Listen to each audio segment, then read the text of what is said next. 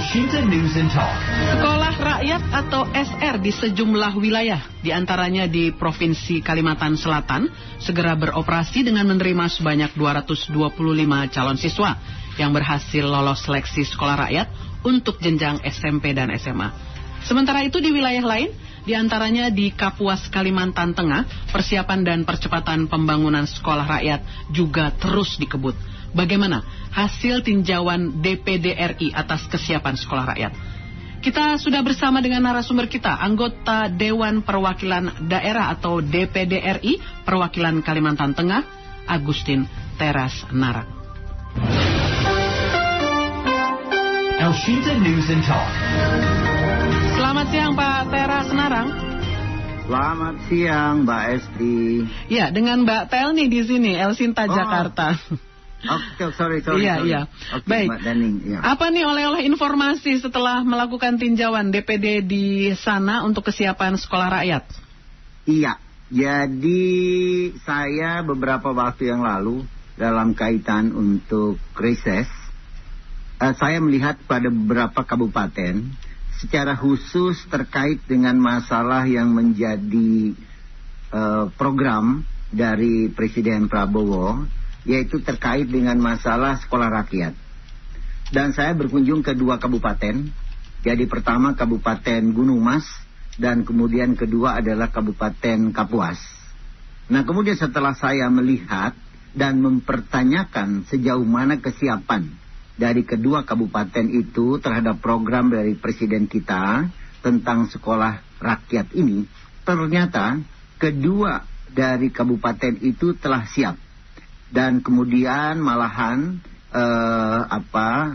lahan yang disediakan oleh Kabupaten Gunung Mas itu amat sangat luar biasa luasnya, sekitar hampir 10 hektar. Dan kemudian juga demikian dengan Kabupaten Kapuas.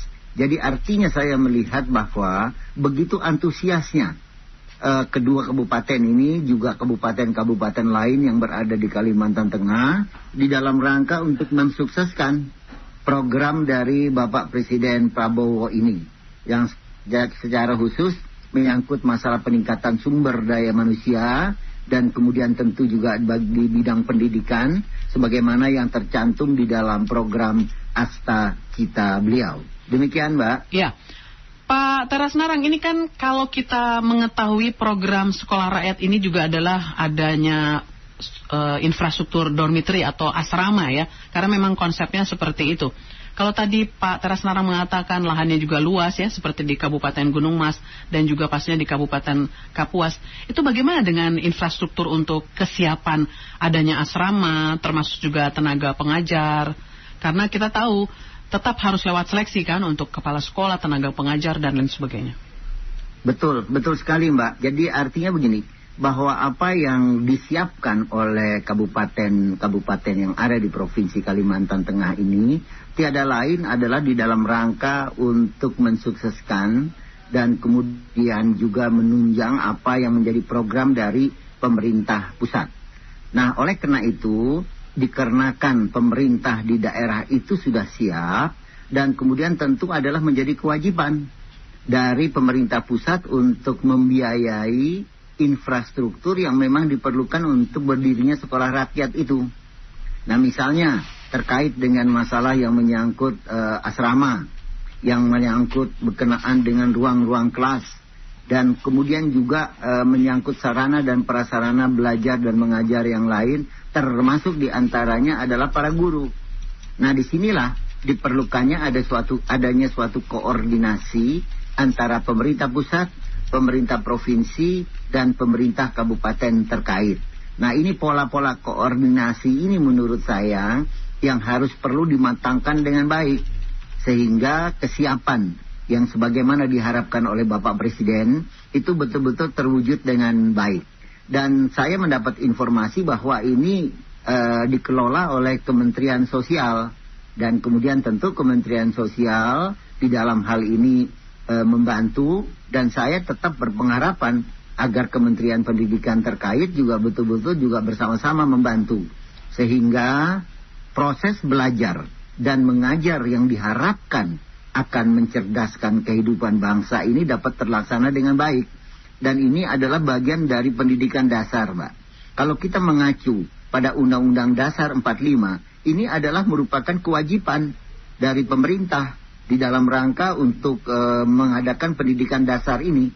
Dan pendidikan dasar ini kan dari tingkat sekolah dasar, atau sekarang disebut juga sekolah rakyat, sampai dengan tingkat sekolah menengah pertama atau SMP.